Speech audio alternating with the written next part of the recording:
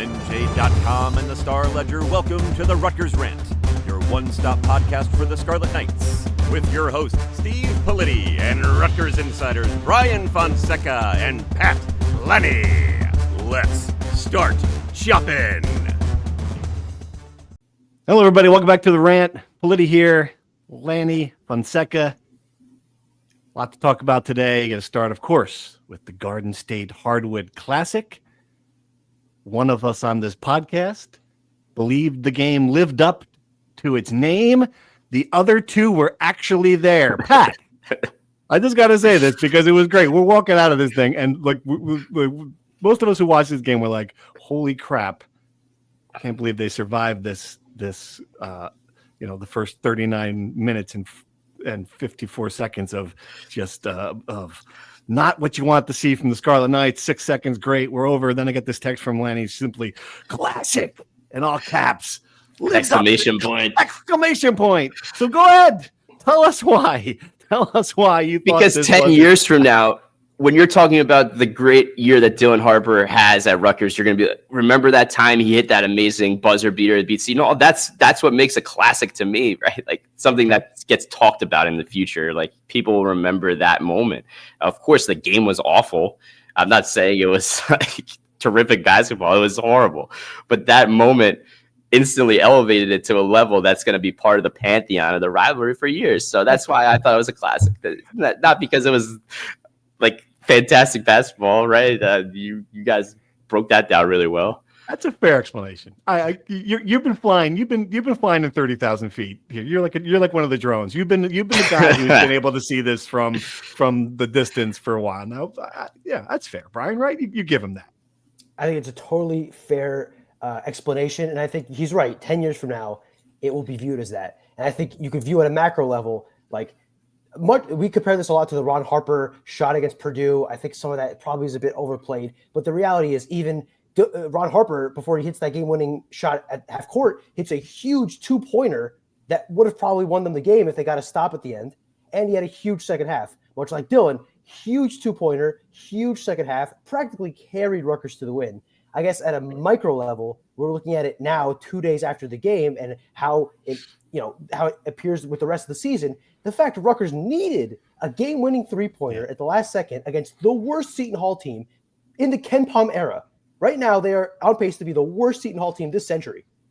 And they needed a three-pointer when they had two NBA players at the free throw line with 4 chances to put the game away, and they couldn't hit their free throws. And that, to me, is the issue, is that, yes, it was, I agree, an instant classic ending. It will be replayed in those video highlight boards before every game from now until the rest of eternity. It should have never happened. Yeah. All right, let's talk about the shot first, and then we'll talk about the shit. Shot. I will say this: the thing about it that, and when you do take a pause to think about it, just think about what this family has given this basketball program, right? Like, I mean, and I saw Maria Harper afterward, and I did go up to her, and like I just said, I'm just checking. See if you got another son, like maybe it's like in a crawl space of the house or something. And she's like, yeah, you think that's the first time I've heard that joke? Yeah. made a joke about her daughter, who's of course, doesn't play basketball. It's funny, but it really is it's just amazing. I mean, Ron dragged the program from, along with Geo Baker and Caleb McCollum, from nothing to something. Had all these moments, all these brilliant shots, made that moment against Purdue one of the best moments in the program's history, period. Now his brother comes here and does the same thing against Seton Hall, the one team in the state that is at Rutgers' level. Princeton, apologies. Just think about it. The same kind of shot, the same kind of circumstances. I don't know. It is very cool when you think of it that way. And you're right, Pat. We're gonna talk about that for a long time when this kid is playing for the Nets in a few years.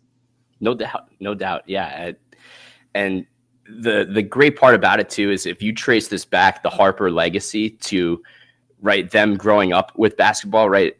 The way that Maria Harper was their coach at Don Bosco. Obviously their dad is so accomplished in the NBA and all that. But the way they went to, Don Bosco is not a basketball school. Yeah. Right. Like they went to a school that's close to their house. Right, their mom was going to be their coach. It was like a cool situation that kind of set the stage for them to pick Rutgers ultimately, right? Like they didn't go seeking this great opportunity and these lavish circumstances to play for the greatest program, the big brand of basketball. Like they chose loyalty, and I think that's a big part of the legacy too. Like they chose what was the best path for them, and being different ultimately is something that's going to stand out to me, right? Like they chose to set their own path, and that's kind of like under the radar these days. Doesn't happen. Yeah, and I would build on that with kind of Rutgers is being rewarded for doing a similar thing in that they recruited Ron Harper Jr. when nobody else was recruiting him. Mm-hmm. It was Rutgers, a little bit of Nebraska, and then a bunch of low majors. They found him as a diamond in the rough.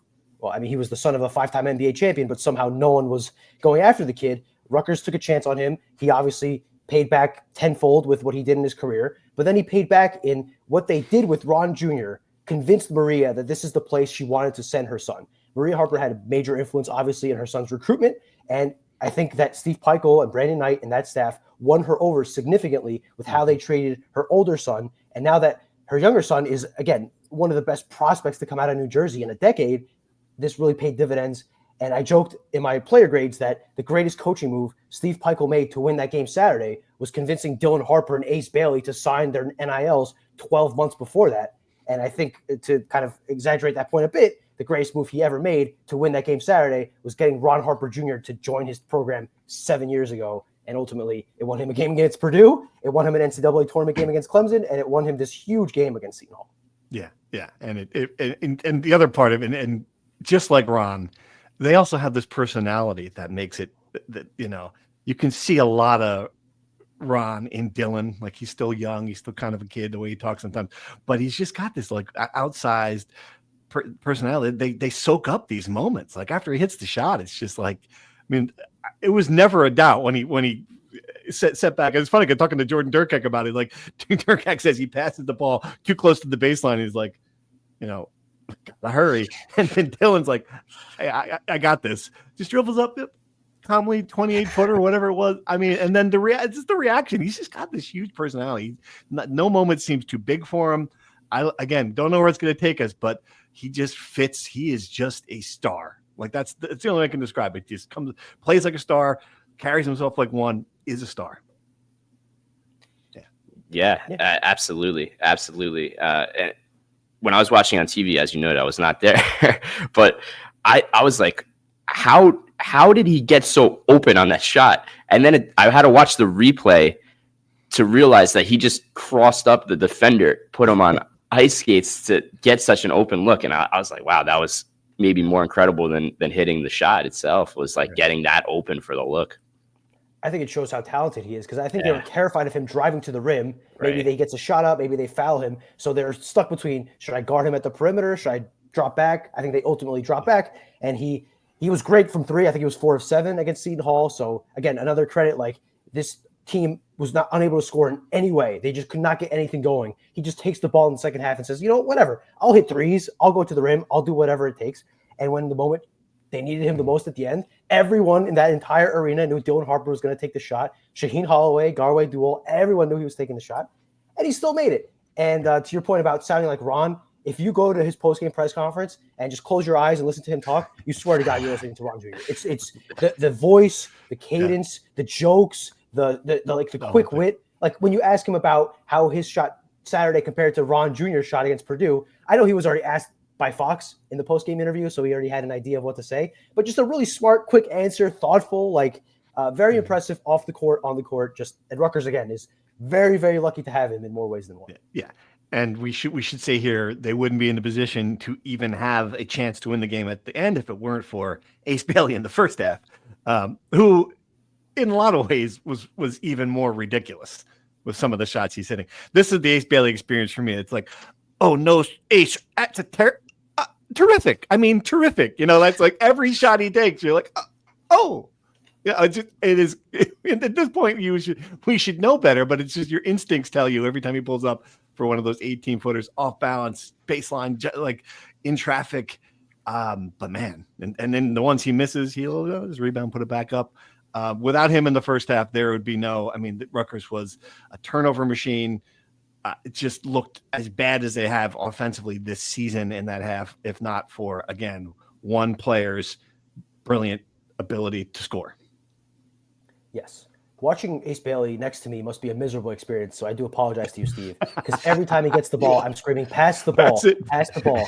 And then he throws up a footer with a hand in his face, and it goes in nothing but net, and I feel like an idiot for telling him to pass the ball. The thing is, Ace Bailey is a black hole offensively in that the ball goes in his hands, it will not leave there outside of a shot going up. But when he makes the most unbelievable shots you have seen in a Rutgers player, maybe since Quincy Duvee, probably since ever, it's hard to fault the guy for taking it upon himself. The thing is that Rutgers under Steve Pikiell has long been most successful as an isolation offense. You put the ball in Geo Baker's hands, you put the ball in Ron Harper Jr.'s hands, you let him do what they do, and they score. Never has that looked better than when you have Dylan Harper and Ace Bailey. And again, that's why I hate to keep harping on this. That's why they won the game, is because they had the two most talented players on the floor who can score at will, create their own shot. As Dylan Harper said, when you have a guy who's 6'10" and can shoot over anybody, it makes your life a little bit easier. Yeah. And after the game, Steve Pikiell, some of the many things he said, obviously in a good mood, but the one quote that stuck with me, it's like that he said, "We keep finding ways to win." As far as I can tell, I'm going to check the list. You have found one way to win, one way to win, and it's with these two incredible freshmen dragging you across the finish line. And that's the other side of it. Like, and I understand the Rutgers fans who want to enjoy that moment and be grateful. Rivalry game. If you came in, if you said to me, rivalry game, we managed to win a dramatic shot. It was a good moment. But if you also walked out of there saying, holy crap, 15 turnovers, 15 missed free throws, still the same. We turned this awful scoring team into one of their best performances offensively. There was a lot there that would concern you. And it's a lot of the same things we've seen. It's not like it's a new concern, although obviously the turnovers maybe, but for the most part, it was not a pretty performance. No. And just right, like maybe the defense was a little better, but it's not like Seton Hall came in with this awesome offense. They're really, really struggling offensively. So that was, you can't check that box. So yeah, I think there was a lot of, there wasn't a whole lot to say, okay, they fixed this, they fixed that. It's more of the same. So I think you're absolutely right. Like there's not a huge encouraging sign to build off of, but right, like to his point, they did win, and they did it on the back of those two players. So they won the game. That's all that matters ultimately at the end of the day. They trailed Seton Hall for 28 minutes. A Seton Hall team that lost to Monmouth by double digits. They're the only team Monmouth beat all year. Monmouth. They were down by double digits to Oklahoma State. Like a bad to mediocre Oklahoma State team. They were down double digits and out of the game in the first half. Seton Hall walked into the rack, took complete control of the game, mucked it up exactly like they had to, and put the control over Rutgers. They controlled the entire first half, right? And Rutgers could do nothing. This is one of the worst 2-point shooting teams in the country. They were like 353rd in 2-point percentage. They were getting layups and dunks at will throughout the entire game, because all they had to do was put these guys in a pick and roll. Both Lathan Somerville and Emmanuel Bully just were stuck in no man's land because they weren't sure whether to drop, whether to go up. They were caught in the middle, and every time Seton Hall, if they wanted to run the same play 70 times, I think it would have worked every time. And it felt like they did in the second half when Dylan Harper was kind of pushing Rutgers back. Seton Hall just kept getting to the rim and finishing. I think that is concerning. Because, again, this is not like a Seton Hall team with Kadari Richmond, Alamir Dawes, their center, whose name I forget last year, who was really good. This is a bad Seton Hall team, the worst Seton Hall team of the 21st century, and they're running offense like an NBA team, just getting open look after open look. That's concerning when you get to Big Ten play and you're playing much better teams. Dylan Harper and Ace Bailey can't score 80 points a game and carry you to 10 Big Ten wins. They got to get some more out of the other guys. And to their credit, Jordan Durkak, you can talk to this point, Steve. Jordan Durkak was good in the second half. There was glimpses of some other guys. They need more from everyone else. Right. Yeah. And I don't think the way the game started, it was just 5 turnovers in like the first 40 seconds. It felt like I don't think they're going to have 15 turnovers in a game like that again. I don't think they're going to miss 15 free throws. It seems like, I shouldn't say that. The great quote, another great line by Dylan Harper. It's like, missing free throws. It's in the pipeline down here or something, right? I'm like, yeah, that's kind of it, kid. Yeah, we've seen that a lot. Yeah, that is something in the pipeline. Yeah, check the rims, right? Yeah, kind of again awareness as to what the Rutgers history on that is. So those two things aside, I think this game certainly would have been a much more comfortable win if Ace and Dylan swished 3 of those 4. If earlier in the game, some good, and it wasn't. And again, it wasn't like you don't expect it from a Bole. There were good free throw shooters missing free throws. Or you think the ones who should be good free throw shooters in this team. Granted, that'll be better. I come back to this. I don't think the defense is going to be better, and that's what concerns me. Hasn't seen it at all. Now you're going to play Princeton, like a team that is drilled in its offense, knows its system. It already gets layups against good defensive teams with more talent. Now you've got a bad defensive team. Like this is the kind of stuff that worries me. Like when you play some of these teams that are efficient offensively, that know what they want to do, that know how to get teams out of position already, that know how to set screens, that know how to to move the ball well. I think it's going to be a big problem. They have an elite point guard and an elite rebounder, which should send shivers down the spine of Rutgers fans watching this team. Listen, should Dylan Harper and Ace Bailey have hit those free throws at the end? Absolutely. I think it would be a little over the top to assign any blame to them, really. Of course. I agree. I'm not saying that's what you're doing. And look, Ace Bailey has to be better than 1 of 8 from the free throw line. Yeah. But I'm just saying that they're likely to hit them. They're more likely to hit them than not next time. I totally agree with you. This is not exactly of what you said. I just want to make the point here that the last 2 people I'm pinning anything bad on about this Rutgers basketball team are Dylan Harper and Ace Bailey. Those are the last 2 people on the list of blame if things go off the rails. It's those 2 guys are pretty safe in my book. Yeah, absolutely. I guess the only thing that I want to question is like Princeton has that fundamentally sound reputation, right? Like they're a really efficient offense. They do things well. That's how they made that run to the Sweet 16. They beat you in other ways. Like that's how Rutgers was always under Peichel, right? Like they found ways to do the little things right and give you that relentless effort. Where is that on this team, right? Like that's the thing. Maybe if you're looking for hope and like maybe things can turn around, like maybe that's what it is. Like in these big games coming up, like that just sort of clicks. Like leadership finds a way to instill that. Like Jeremiah Williams kind of step up. Maybe those are the kind of situations that it comes out like something clicks, right? Like remember those Ron Harper Jr. teams, like when they beat all those ranked teams, like it was just effort and relentless will. That's kind of what we're going to need to see from Rutgers, in my opinion. Like if things are going to change to really take that next step, like it's got to be the effort and the will outside of those, the 2-star freshmen.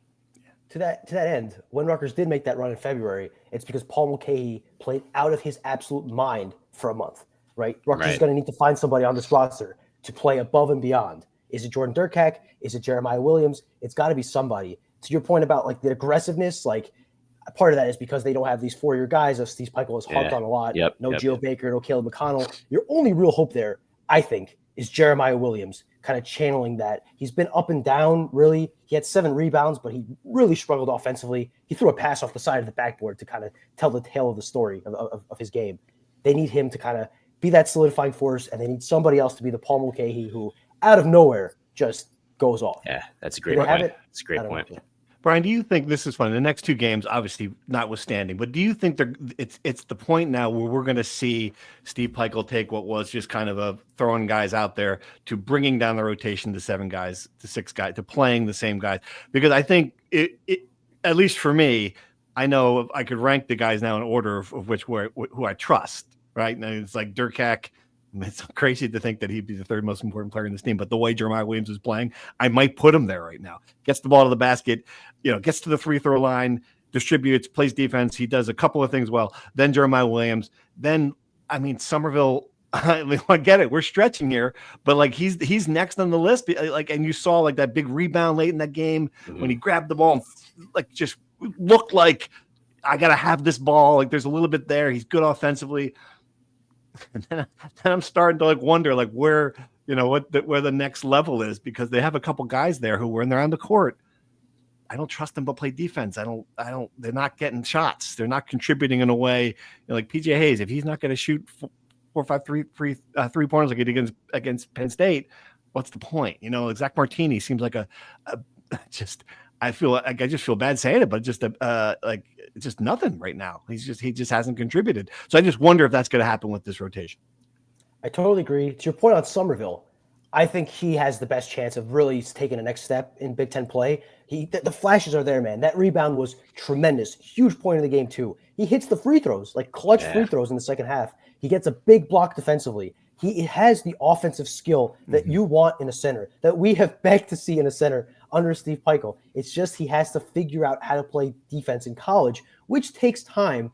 Rutgers does not have a lot of time on its side now, so they're going to have to hope that he figures it out somehow. And if he does, I think that'll be the key to really Rutgers kind of taking that next step. To your point on the rotation, he kind of did that against Penn State. They sat 3 guys that didn't play, Dylan Grant, Bryce Dortch, and Zach Martini. They had 2 guys who played 4 minutes, PJ Hayes and Tyson Acuff, and then the rest was a 7-man rotation.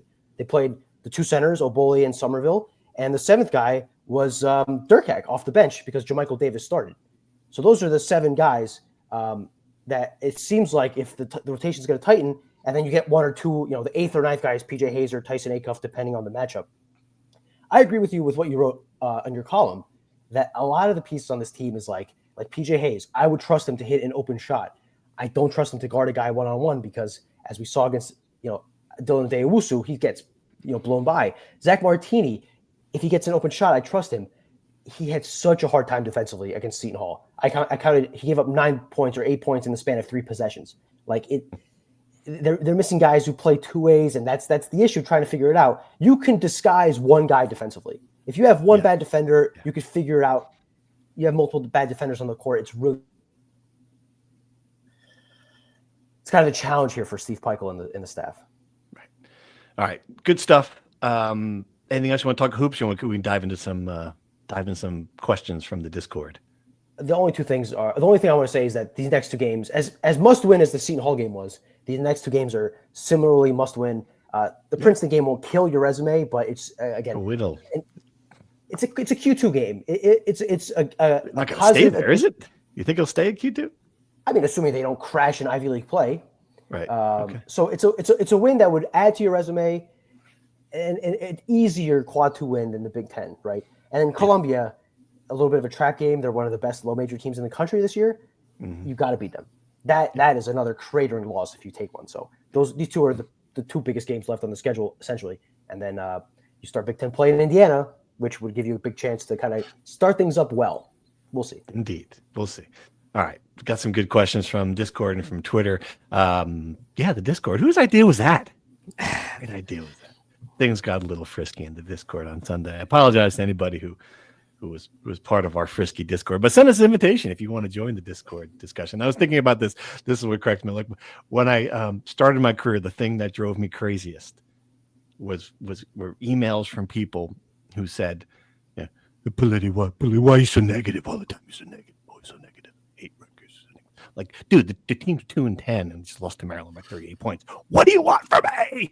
That drove me crazy. That has been replaced on my list of things that drive me craziest with the new one. The new thing that just makes me want to pull the 4 hair follicles I have out is the wait. Let's just see how the season plays out. Let's just see how the season plays out. If we see how the season plays out, if we wait, we'll get fired. I got kids to feed here. We talk about stuff as it happens. It's okay. Sometimes we overreact. It's just what it is. Let's just wait. Why don't we just wait until the season plays out? So now people know how to push a button. You want to push a button? Just send me an email. I can see Lammy now. I'm going to be sitting there at the radio. What's the interesting thing? It's great. No, when they're winning, no one is ever like, let's see how the season plays out before we get all crazy here thinking about the Final Four, guys. Let's see how the season plays out. Everyone's talking about who's playing well and who's playing great and all the great coaching moves, and no one ever says, hey, let's wait. You think when they lose a game, Steve Pikiell goes into the team meeting room and he says, hey, guys, let's see how the season plays out. Let's just see how we play against Princeton. Relax. It's okay Like, to we react. It's okay to point things out and be critical and not like the coaching in a game. Whatever. Anyway, that's the Discord. Please send you an invitation. Hop in there. Here's some questions from Twitter from Patrick. Why has foul shooting been an issue year after year for Pikel teams? Even when the faces change, the free throw rules continue. I thought this would be a different team, Brian. In some ways, it has been a different team. Is that an anomaly of that game? And I think Ace Bailey, it is now just in his noggin, that he's an 18-year-old kid who gets to the line now and thought about the last 4 he missed. I have to imagine that he'll shake out of that or he won't. That is not a stroke thing. That is not he's going to be a good free throw shooter. So I think the issue for Ace Bailey at the free throw line is it's too easy. He's like, wait a minute, this isn't an 18-foot baseline jumper with 2 defenders on my back. Can you take the free throw? Could you take the free throw with 6 people standing in front of you? It'd be great. You hit everyone. Yes. I think he'll be fine, and I think Dylan Harper will be fine. To answer the broader question, it's very simple. Free throw shooting is mostly not coached. It's talent. It's recruited. You either recruit great shooters or you don't. And I haven't broken this down. I probably should have before the podcast. I'd be curious to know how many free throws Zach Martini and PJ Hayes have taken. That to me is a big curiosity versus the other guys that are taking free throws. Obviously, in this game, it's not really the same. Ace Bailey took 8 free throws. Dylan Harper took 7. That's half of your free throws, right? But I would venture that across the entire season, and Rutgers is not shooting poorly on free throws. What's they're shooting? Dylan had the game where he was 15 and 16, so they can't be right. So it can't be that bad. Rutgers is shooting 71%, which is not terrible, right? No. I mean, it's middle of the pack nationally, but for Rutgers standards, it's not terrible. But to answer the question, Rutgers doesn't have exceptional free throw shooting because they don't recruit exceptional free throw shooters. Right. That really is a simple answer. I have to wonder if Durkak's to be better, Dylan to be better. Yeah, and you're right. I think, what is the number? You had numbers in your story today. Dylan's took 71, and the next 2 guys combined don't have as many free throws as Dylan, or something crazy like that. Correct. He has the most free throws taken by a Rutgers player, and the next 2 players, who are Somerville and Durkak, combined have less than Dylan Harper. Yes. There you go. So it's almost like a field goal kicker, because when you watch games, right, you automatically think that free throws are automatic, right? Your expectation is that you're going to make every single one of them. If sometimes, like when you have a game as bad as it was against Seton Hall, it just jumps to the forefront of your mind. But you take a step back, like the overall percentage is still, like Brian said, pretty good for Rutgers, considering where this has been. So this is another 30,000 feet. Let's see how the next couple of games go, Yeah. The thing is also that Rutgers doesn't have, again, an exceptional 90% guy. There are teams that have guys who are just knockdown free throw shooters. Yeah. Right. Rutgers doesn't have that. But they really don't have like in years past, there are guys who, when they went to the free throw line, you might as well chalk it up to 2 missed free throws. Even Manuel Boley's the decent free throw shooter this year. Like, it's not they don't have any bad free throw shooters. They just don't have any really good free throw shooters either. Right. They're perfectly mediocre at the free throw line. Yeah. Okay. I mean, they signed for a mediocre game some past years, but it can't be as bad as it was in that game. All right, moving on to the other questions. John Clay, what is at the top of your Rutgers Christmas wish list this year? Great question. I mean, I don't know. I think NCAA tournament it's the only thing that Rutgers fans should want. I think that's number one. You guys got anything? Pass rush for next season. Rusher. You want? It's been a couple of years since there's been a good pass rush. Defensive end. That's what you're saying. Yeah. Disruptive defender. Yeah. Brian, what are you asking for? I'll go with a quality, young, up and coming defensive coordinator who fills in for Joe Harris-Simiak and kind of brings the defense back to a consistent level. That's a good one. All right, we'll see. We'll see if you get that. If we're Christmas, in theory, we can just ask for anything outrageous. I would say a Final Four, right? Forget making the NCAA tournament. How about aspiring? It's Christmas after all. Let's aspire a little different. I can see Santa get that letter and be like, "Whoa, you've not been good enough for that, young Brian." Here's a shin guard. What's the best gift you got as a kid, Brian Fonseca, growing up in Kearney, New Jersey? What was it? The best gift? I don't know. Probably some video game. I played a lot of video games as a kid. I can't remember. It's amazing how the when you get those as a kid, it's the greatest moment of your life. And now I'm 28 years old and I remember nothing. It's kind of sad. You got one, Lanny? Yeah, 1998, Nintendo 64. I think it was 98, Oh. but the year Nintendo 64 came out, it was a big deal. That's awesome. Yeah. When I was a kid, this is the first model train set. No, I'm kidding. I'm not that old, damn it. The first one. We got an Atari where they had the joystick and Yeah, play Adventure when you were just this little dot and you'd run around. God, I love it. There's some people on this podcast who are like, I had that game, Adventure, on the Atari 2600, Davey. Can't beat it. All right. Kevin K, hypothetical. I'm a new hire covering Rutgers athletics. What kind of helpful day-to-day tips do you pass on, such as the best lunch place in Piscataway, which part of the rack has the best Wi-Fi signal, Chris Ash war stories, etc.? This is a great question. I mean, the first one's obvious. It'd be like pull him aside and go, hey, Kevin, man. I mean, what about law school? Have you thought about just buying season tickets, go to business school? What do you got? What do you got for Kevin? Who's got advice? Wow. Don't ask Greg Schiano about injuries. You're wasting your time. It's a lesson we still haven't learned. If that's the advice, why does Pat do it every week anyway? It's a shtick at this point. Like it's a shtick. Yeah, let's see. First of Don't all, expect to cover a winning team. Right. Set expectations low. It's the same advice I would give anybody at starting a new job. It's like you've got to build relationships. You've got to not see everything as transactional. You've got to be there and show up when you write something critical. You've got to, be accountable, get the facts right, spell the names right. I mean, there's like some basic stuff for covering a team. Yeah.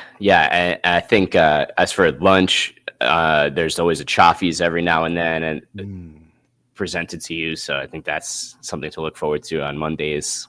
That's a good part of the job. There you go. Absolutely. Wear a hat at practice so your bald head gets sunburned. All right. Brian K wants to know, Steve, when are we expected to report on Hobbs? And have they started the athletic director search? Wow. Those are two questions I wish we had the answers to.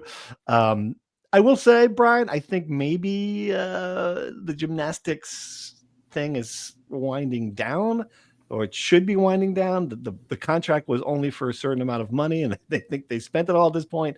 I don't know if that means we'll see the report. What do you think? I expect to see the report. I expect it to be done in the next couple of weeks, right? Again, to your point, it was a 2-month thing. It's stretched out now to its 3rd month. I don't think Rutgers wants to pay for a 4th month, and I would think that the timeline that they had discussed should lead to it being done within the next couple of weeks. Because if it's not, that means that more things have come up than they expected. It was more thorough of an investigation than expected, which would not be a good sign for Rutgers. And once they do get the investigation done, pending what's in it, I would think that then they could start the athletic director search in earnest. And Amy Towers had an interview this week in ROI&J. It sounds like, and this echoes kind of what President Holloway had said at a Board of Trustees meeting a couple months ago, that January is probably when they start the search, right? Is that kind of how you interpreted it, Steve? Yeah, I did. Yeah, and I think they're going to run them concurrently with the idea of perhaps, it sounded that way, getting them done at the same time. But we'll see. I mean, I think as many people have pointed out, the lack of a president will scare away some, not all, but some candidates. So that might be what they're trying to do.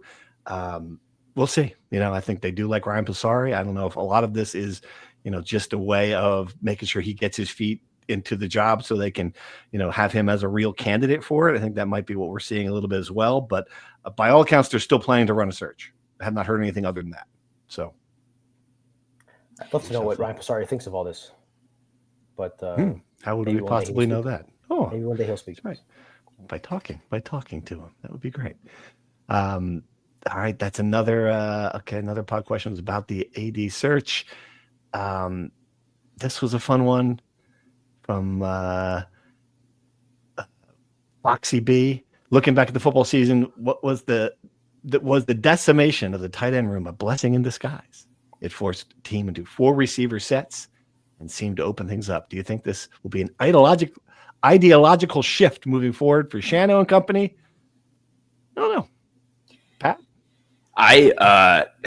The last game at Michigan State, the way Ethan was playing, the way the offense was rolling, the 4 receivers, I was like, wow, this could be the start of like Absolutely, exactly that. A philosophical shift to where like your best, if you're catering this philosophy around the talent you have coming back next year, it's clearly the passing game is the strength of the offense.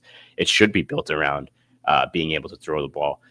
So I don't know if the tight end thing, I would put that aside. I would say that's just maybe that's how you got to the situation, but it certainly wasn't a good thing by any means. No, it was absolutely awful because you had a nice thing going with Kenny Fletcher. You gave you a nice little option in the receiving game.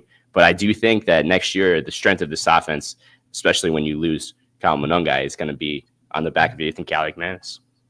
Right. Now the option is there, right? You could have a tight end that comes out that is a pass catcher. You can't have 4 wide receiver sets. The only thing I would say is that you've got to get a guy to replace Dymere Miller as to have another reliable pass catching option. They have a kid, DT Sheffield from North Texas. He's visiting today, so clearly they're targeting a number 1 receiver, a slot receiver to fill in for Miller. So if they can do that, I have big confidence that the passing attack will continue, so long as also they find someone at left tackle to replace Holland Pierce. That might be the trickiest part. We'll see how that kind of goes. All right. Good job with the questions. Appreciate it. We're going to, just for programming note, we're going to have a full football/rate bowl preview episode. Is that what we're doing? Is that the plan? Yeah. Talk nothing but the rate bowl. Going to rate it up. I'm going to quiz you guys on interest rates in addition to.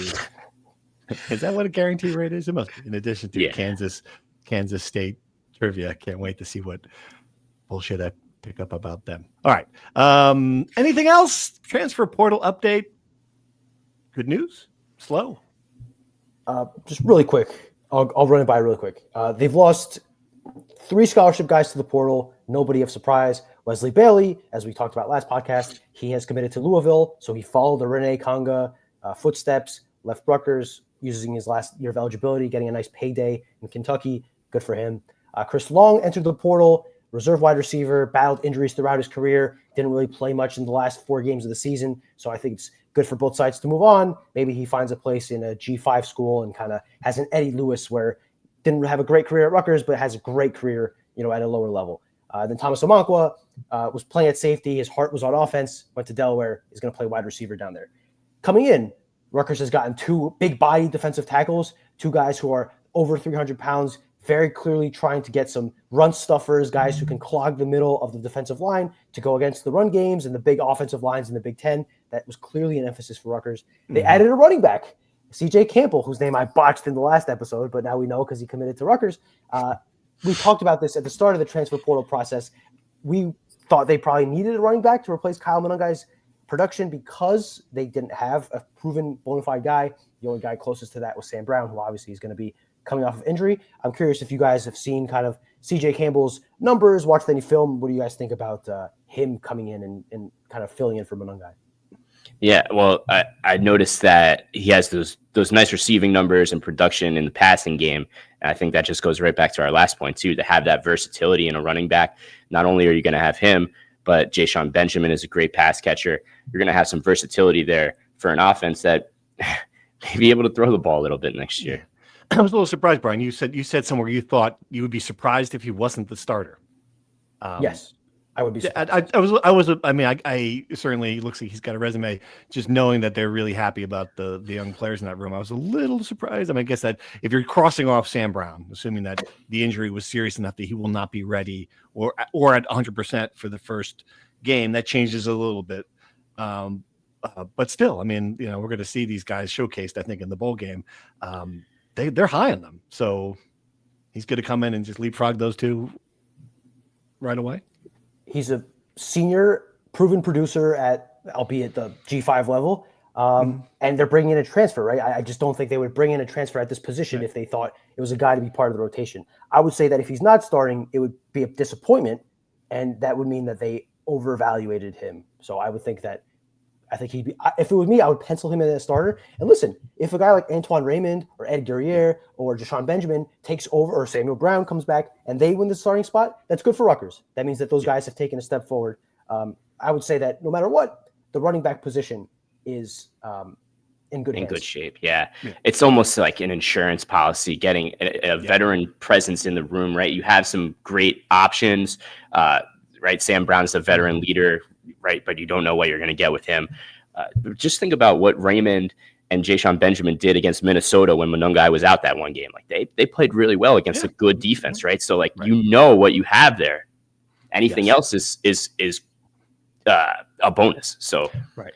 It was one of the least things I was worried about positionally. It moved from one of to the least thing with this addition. A couple of positions that they have not addressed though.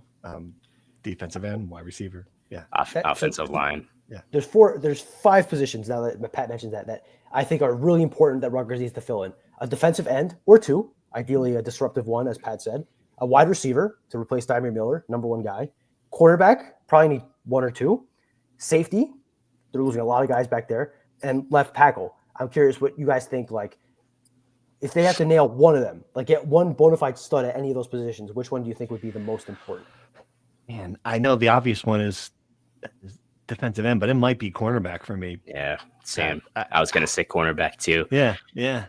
Because you saw what happened when Longer Beam wasn't playing well and Eric Rogers was hurt. Like that was a huge hole in the defense, right? That was like probably the biggest issue during their 4-game losing stretch was like they were just giving up huge yards after catch and couldn't cover, couldn't match speed. So yeah, I know there are some good very young, inexperienced corners on the roster. And Bo Masco played really well by the end of the year, but he's still an underclassman.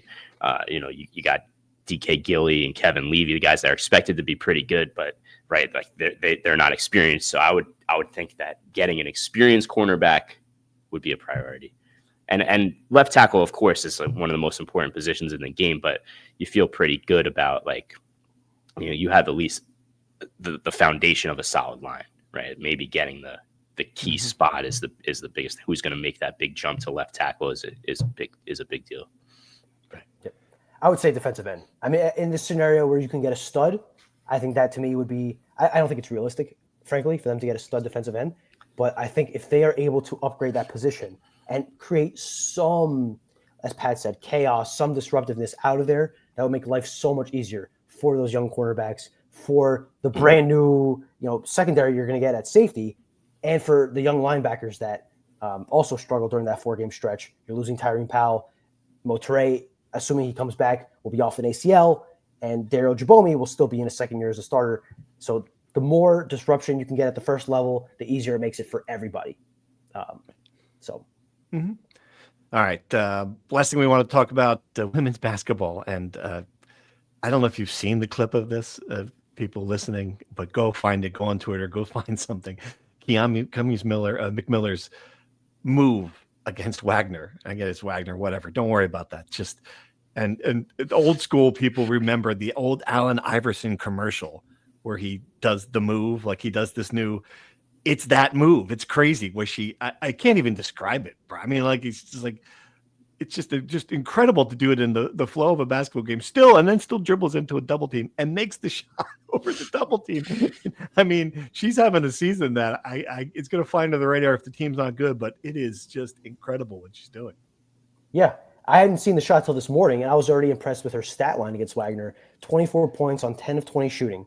She's playing really well this season. She's averaging 19.6 points on 18.5 shots a game. Woo, we have a Dylan Harper and Ace Bailey on the women's basketball team. Combined. She's combined. Have gun, will shoot. I love it. Yes. It's very impressive. But the highlight is going viral like crazy on even Geo Baker. Well, he was the reason I saw it. He quote tweeted it and said, "Wait, what?"